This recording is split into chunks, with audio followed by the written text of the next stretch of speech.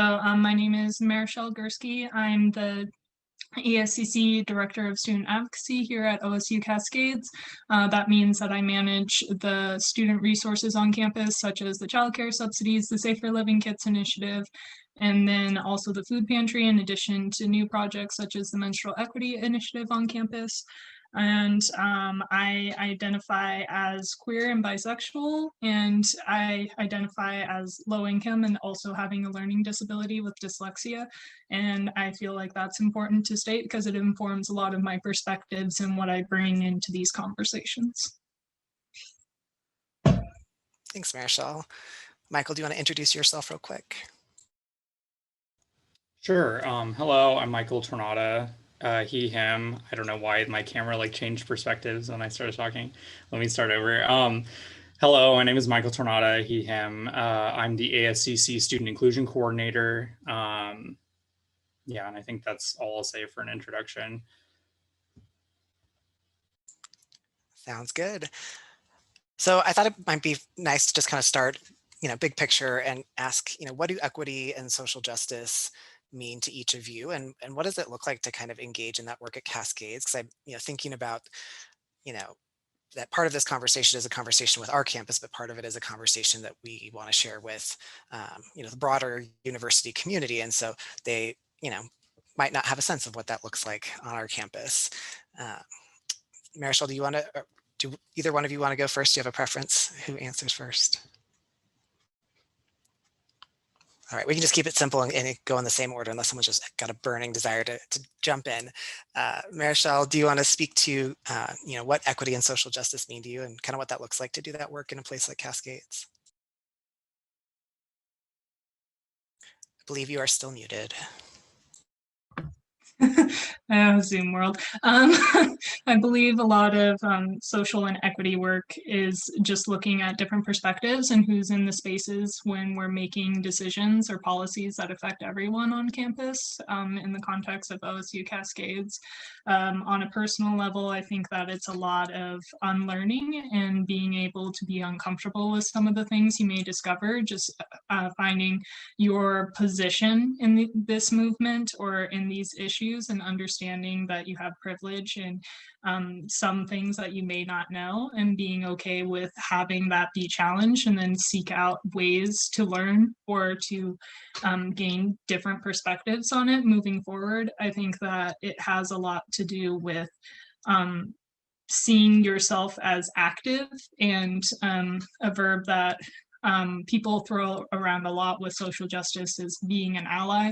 Well, I think that it should be taken as a verb and it should be taken into account. It's also what I have learned in my own engagement with this work is it's not up for me to describe myself as that and to claim that identity. It's up for the people that I support to decide if they see me that way or not. And in the same way of, instead of just being an ally, possibly being an accomplice and working inside these systems and doing your part to maybe bring these different conversations and perspectives to the table. But in the same way of not speaking for other people, I think a common thing that I've seen, especially in community involvement in town, is pass down the mic. Don't speak for other people. Give them the room to speak for their own lived experiences. You can only speak so much from your lived experience, and not treating it as like a monolith, because you can't speak for everyone's experience when you identify within a community or a group. And I have definitely reflected on that in the past, as I've found that when we have these different perspectives, and if we allow to have these different perspectives, then we can actually come to some kind of conclusion or work that has a wide breadth of range versus just a very narrow perspective and one voice speaking for everyone else. And in doing that, it doesn't really address what needs to be talked about. Thanks, Marichelle. Yeah, I think part of what I hear you saying is that it really needs to engage everyone, right? We need everyone's voice to be involved in these efforts, and not just a handful of people speaking for other people, right? Yeah, and I appreciate that. And I think it speaks to, what I know I'm trying to get across, right? That really encouraging students to use their voice to to kind of shape the way things move in the future. So I appreciate that. Michael, did you want to speak a little bit to what equity and social justice mean to you and what that looks like to engage in that work at Cascades? Sure. So I think equity and social justice for me is a lot about community building on our campus. So ensuring that students have both space and support in order to form communities on our campus. Um, and so like in those terms, I guess, on our campus, I think that we have a little bit of work to do in getting those physical spaces up and running and making sure that they're staffed in a way that students don't feel like they're just flailing aimlessly when they're trying to either put on events or just have like a community space in general. So to me, that I think that's really the foundation of it, is that, and of course that comes with a lot of other implications, like making sure that students feel financially stable on our campus, making sure that students are secure in their housing, making sure that students are secure in their food security and stuff like that. So I think there's like a whole bunch of foundational stuff that we're working on here. And that's really what I think it means to me and how that work has gone on our campus so far. Thanks, Michael. So definitely hear you kind of talking about laying a foundation and also speaking kind of broadly to a lot of the different places equity can show up, right, in terms of housing and food insecurity. So I think those are pieces that are important for us to keep in mind. So I appreciate that. I'd love to hear a little bit about y'all's accomplishments this year, things that you're proud of, because I know that, you know, despite the best efforts of COVID to kind of make things difficult, there's still a lot that's happened.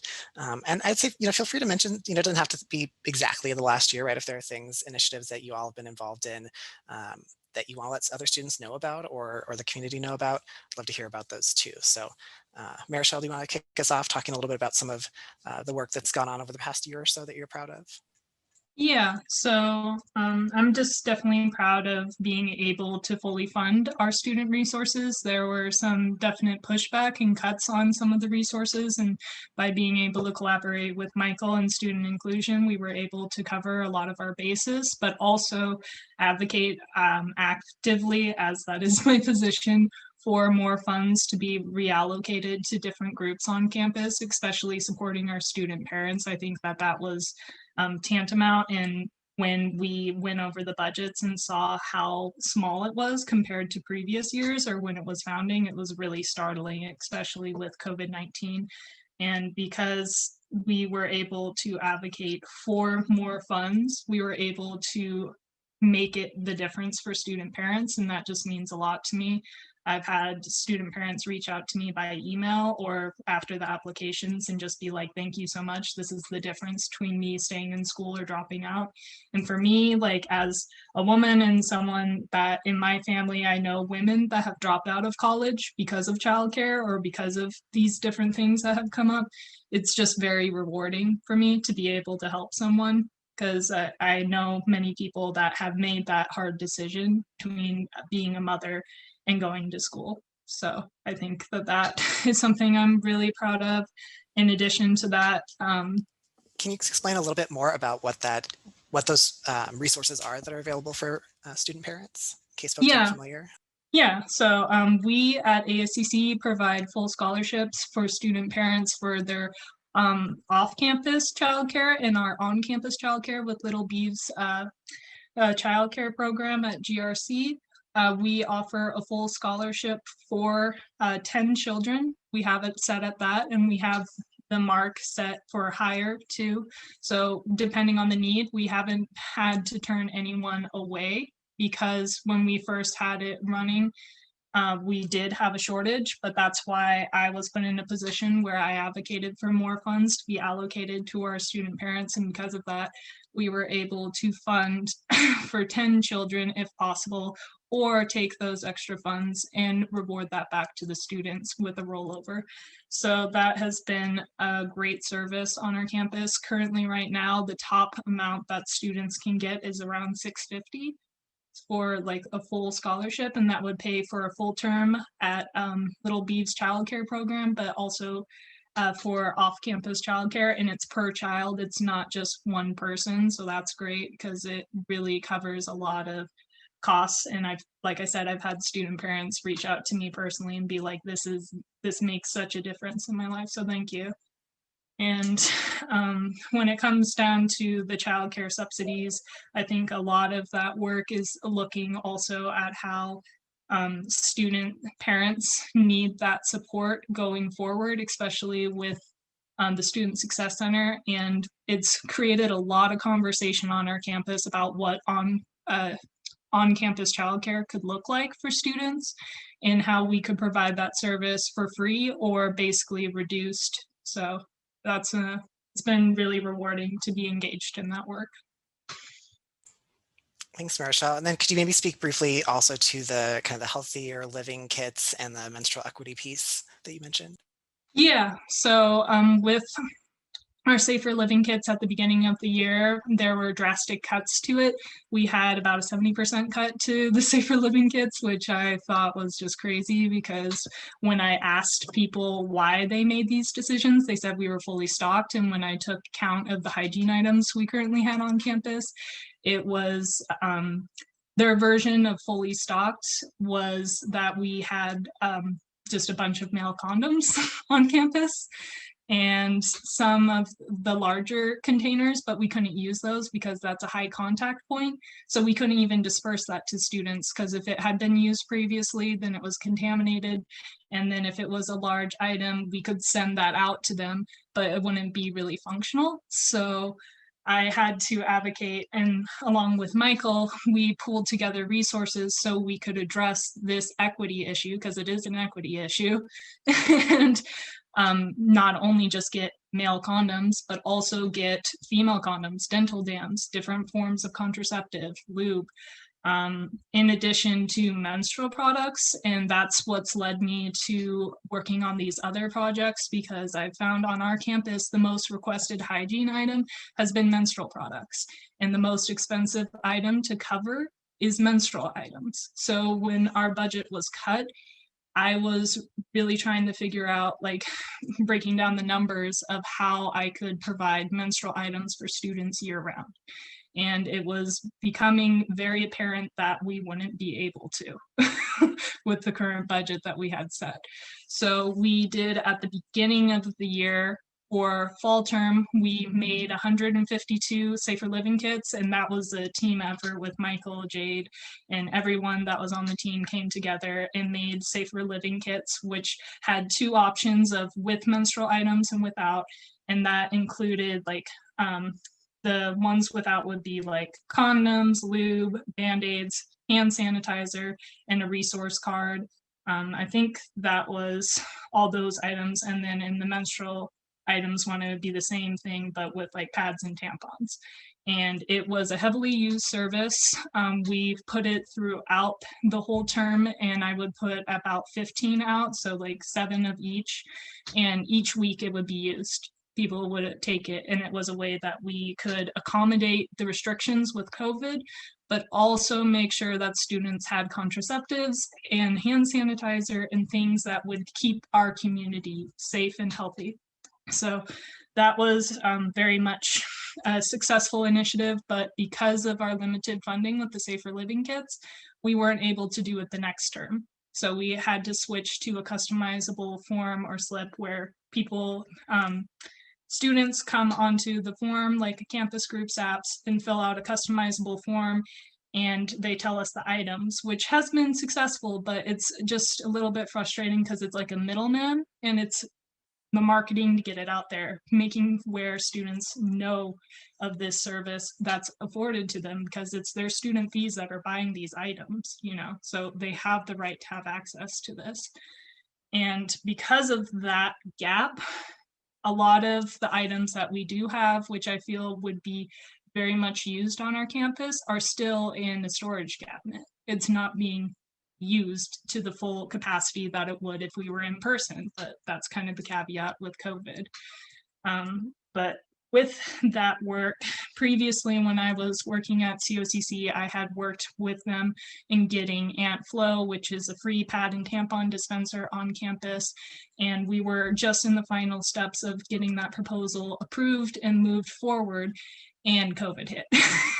And it killed the whole project. It freezed all our funding. But I kept in contact with AntFlow and that project, and they reached out to me again in my position at OSU-Cascades. And because I had previous experience doing research, working with their liaisons in their dorms, and they were the ones that brought it to me, I thought that it would be great to pitch it to OSU-Cascades, and it was accepted. And I thought that that was great because, again, with the Safer Living kits, the most requested item is the menstrual products. And with the cut that we have with our budget, it was hard to make it work where we couldn't do the 152 kits to do COVID restriction guidelines. So it would just be come base service or people ordering in, and that drastically cut the amount of people accessing the service. So I was like, okay, how can we cut the middleman out? How can we cut this complicated, confusing, like customizable form system out? And do we have the student fees? If we do, we should invest in AntFlow, because it's not only addressing the needs in an equitable way, but it's also something that's proactively fighting in social justice movements, because for every 10 pads and tampons that are bought with AntFlow or purchased with AntFlow, they donate one to an NGO locally in our community. So that would be in Portland, that's fighting period poverty. And when I was doing the research, especially around period poverty, it has a disproportionate effect on low-income students, but also students that are students of color and people from the LGBTQ community, people that have disabilities and have all these other issues that make it hard for them to access these items. And when I was able to bring that towards our student fee committee and bring that proposal forward, just over time, a bunch of things started coming out of the woodwork. So I found out that, like, for example, Benton Senior High has been lobbying our school boards for 3 years to provide this service on their campus. And other groups, Muse clubs and period clubs across the state of Oregon have been advocating for this service. So it became a very much like kind of, we're focusing on local, like at OSU Cascades, expanding to the state of Oregon, expanding to the US, and then in global conversations, like Scotland has completely made it free. New Zealand has made it completely free for students on their campus. France, I feel like every other day I find a new legislation on this issue. And in Oregon, we have the Menstrual Dignity Act, and I've been actively involved with OSU Maine, their student government, as well as Benton Senior High and other community groups in town to advocate and sign petitions for this bill to be passed. That's super cool. I really like hearing about how efforts that maybe start kind of close to home on campus can end up leading to these, community connections and kind of larger advocacy efforts. That's really cool. Thanks, Marichelle. Michael, did you want to take a few minutes to chat a bit about kind of some of the accomplishments and things you're proud of this year? And, maybe you, like Marichelle did, I think, also speak to some of the challenges that came up with that. Sure. Well, so I think at the beginning of the year is kind of like identifying what our community resources were and maybe like what some barriers to DEI on our campus are. And I think the biggest one was by far housing. And so I think one of the biggest accomplishments this year is really getting like the housing subsidy program created and the committee to review the applications for that. That sure did take like all year to get done, because and honestly, like, I wish I had another year to work here or something, because I feel like it took me half the year just to figure out who to talk to on this campus about how to get this initiative started. Like, where do I get the funding? Where does that, like, there were just so many elements that had to come together for that. But I feel like it really, we had the support of ASCC, like Taha was really like supportive of that. Marichelle was really supportive of me the entire way, was like coming with me to meetings and helping me with all that. And like, I believe the subsidies under Marichelle's position. So like Marichelle really let me like take the initiative on that and like get some stuff done, since like she was busy with literally everything else, like all of our other programs that were happening. So that was really exciting. Like it's formed now. I just got the email from Esther today about like the application. So it's like approved, we can finally put it out. So it's the end of the, like it's at the end of the quarter, but I'm really excited that that's getting started, and it's a pilot program. We've got $10,000, you know, to give to students, and hopefully that can help people out with housing next year. So that's something I'm really proud of. I think the fact that we finally secured some space, some DEI space, is really exciting. I'm like super excited. Like I started looking through the furniture and stuff that you sent me, Erin, and it's just like, I'm so excited to start putting some furniture in there and figuring out what the programming is going to be for next year. And I'll be here for like the first couple, like not in this position, but like I'll be here for the first 2 quarters that exists. So I'll definitely be coming over and spending some time in that space and stuff, because I think it's super cool that we got that. Another thing I'm proud of is this campus safety initiative that we've gotten going. So that started again at the very beginning of the year. We wrote a letter to the campus safety on campus and basically just asked for more transparency with students, better communication. And kind of through that process, I started to realize like that this school has like a completely different vision for what they want campus safety to even look like compared to like some of the other campuses in Oregon. And it's like that, I mean, that's great that this is how the school is like planning to do this, but you need to communicate that with students, you know, you need to communicate. So we're holding an open forum at the end of this month. And then we're planning to have like a continuous open forum going the beginning of the school year, and then one at the end of the school year. So that's really exciting to have gotten that established. And I think that'll be really helpful for students to kind of understand what their rights are on campus, and like how maybe, you know, campus safety is not trying to look like a pseudo police department on our campus, which I think is really good. And, you know, making sure that students know they can hold campus safety accountable if they do start to look like a pseudo police department on our campus. And coming from COCC, I think that's extremely important to me, given the state of their campus security. So, yeah, I think those are some of the things I'm really proud of from this year. There's been so much that's been happening. It's hard to like explain everything, but I think some of the challenges mainly were institutional ones. I think this institution really needs to work on like interdepartmental communication or something. Like in my transition documents, I'm probably going to leave a like, who the heck are these people, you know, kind of a thing in the document, because there are so many people in charge of so many things, which I think is fabulous, and everyone's great at their jobs. It's just that the communication can sometimes get a little fuzzy in there, which I think basically anyone would agree with in the institution. So I think those have been some of the biggest challenges. And then just like really this year with COVID, student engagement was super difficult. But I think I'm really excited now that we have that space, that hopefully we can get some more student engagement as we start to come onto the other side of COVID. So yeah, I think that's what I've got. And would you mind talking a little bit more about the Social Justice Hub and kind of what you're hoping that will Yeah, the Social Justice Hub, just named this morning.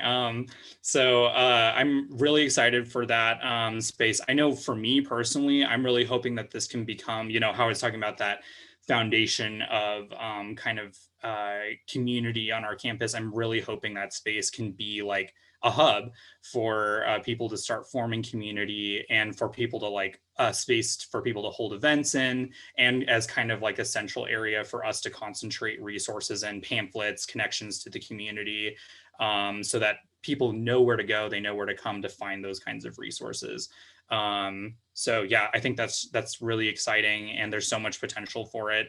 And it really is like the first step towards that, the big, bright, shining multicultural center at the end of the road there. Awesome. Thanks, Michael.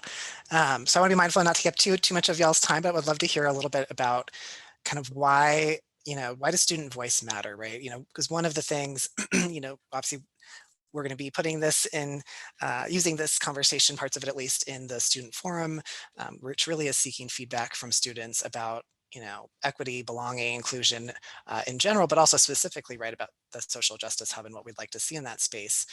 So I'm wondering if, you know, maybe Marichelle first, and then Michael, if you want to speak a little bit to like, why does student voice matter? Why should students get involved and share their feedback and perspectives? Just something that I've taken in this position is just advocate for yourself. I mean, like director of student advocacy, but just definitely advocate for yourself and understand that even in your positions, like especially just talking from the perspective of having a learning disability and being in positions where I've had to reach out to instructors or have that kind of relationship and that power dynamic where I'm a student and they're a teacher, and having to reach out and break those kind of barriers and be like, hey, I have this disability, I need to be accommodated in these ways. Like, not the term I'm thinking is like gaslight yourself, not gaslight yourself or think that you're being unreasonable with the things you're requesting. Because I found 9 times out of 10, there are other people in the class that are having the same issues, but they're not saying anything because they're not comfortable being in that role, which is totally fine. Like, somebody doesn't have to do that in order to, but just understand that your voice matters, and that for you to address something that helps you, you can help other people. So just looking at certain projects that I've been involved in with like the Menstrual Equity Initiative, like that's very much my perspective as a woman, but also as someone that has been from a low income background and has personal experience of not having access to those items growing up, and how that contributes to stigma and sexism in our culture. So I think that it's really important to not doubt yourself and to understand that your voice and your perspective matters, and that sometimes it matters the most because it's something that's not there at the table. And because it's not there at the table, that means that it's being overlooked. And I think what helps me the most in this work is understanding that it's not me as an individual helping, it's a community effort. In the way that I've seen this work and how it's played out, it's maybe one person speaks, but then another, and then another person, and then it's a community that comes together to address the item. And that's how change happens, is it starts with maybe an individual approach, but it's much bigger than that, and it becomes a collective action. Awesome. Thanks, Marichelle. What about you, Michael? What are your thoughts on kind of student engagement and the value of having student voice? Yeah, I think, well, so students, I mean, we're kind of the most important part of an institution. Like, I think, the school doesn't exist without students. And if we don't engage with like how the institution develops itself, then we're going to get left out of these really important conversations and have decisions kind of made over our heads about us without our voice in there. And I think that's, super unacceptable. And that goes for any community at all, like any minority community that is like not getting advocated for, or like they're not advocating for themselves or something on campus, will end up getting left out of a conversation, which is unacceptable. So I think it's extremely important that we engage students, that we make sure that students are coming in and engaging with the institution, and that students like feel comfortable enough on our campus to engage with the institution. So yeah, I think it's just vitally important. Again, we are kind of the most important part of the institution. So I love you emphasizing that. Yeah, it's true. I mean, students are what this is all about, right? Well, maybe one just kind of final thought. I'm curious if there is anything in particular that you are looking forward to or hoping for in the next year as it relates to equity and social justice work on campus. I know you all are moving towards other parts of your phases of your life, but what do you kind of hope will happen in this next year ahead? I think for me, it's just the continual growth of this university. It's really exciting to me to have the juxtaposition of having, I think OSU-Cascades is like the newest and youngest university in Oregon, and then having it paired with COCC, which is the oldest community college in Oregon. So I think it's super interesting just to see that growth and how much students have autonomy in the decisions that are being made. I really appreciate the conversations I have had, and I kind of wish that I was here for another year or two to see that and take on the benefits of those conversations. But I think with the new expansion of the Ed Ray building, and then also just with the upcoming of hopefully the Student Success Center and how that will be planned out, I'm really excited to see how the campus grows. by building and physical wise, but how that will finally create the space for different affinity groups and different people to come together and actually have a sense of community. Because I still feel like in our infancy at this college, it's still very much a commuter college, or there's not as many opportunities in comparison to other institutions right now that have that space and that capacity to build that community and belonging for students. Thanks, Marichelle. I appreciate that. And also your shirt seems like really suitable for the comments that you're making. So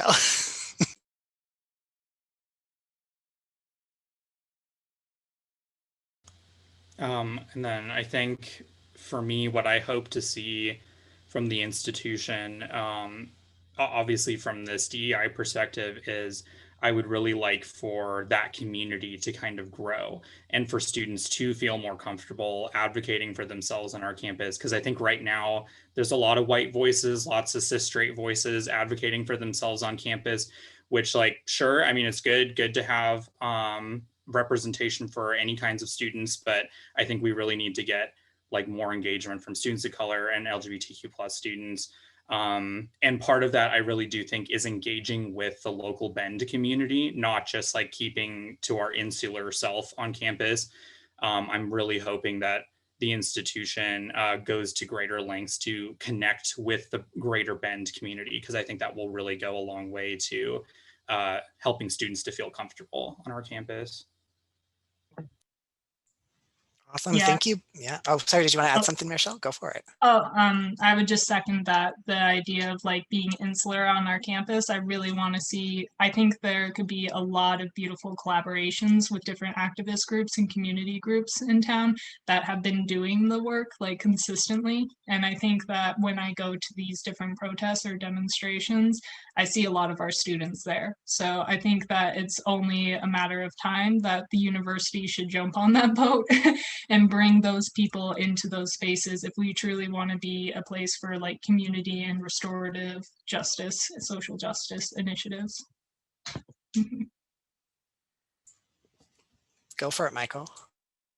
Just along the same line, and I don't know if this will make it in or not, but I really think that like part of that like future goal and stuff and making sure that students feel comfortable includes staff. And I don't know if that's like to direct a message to the powers that be, but it's like I really think, you know, we need to see more staff on this campus directed towards these kinds of initiatives.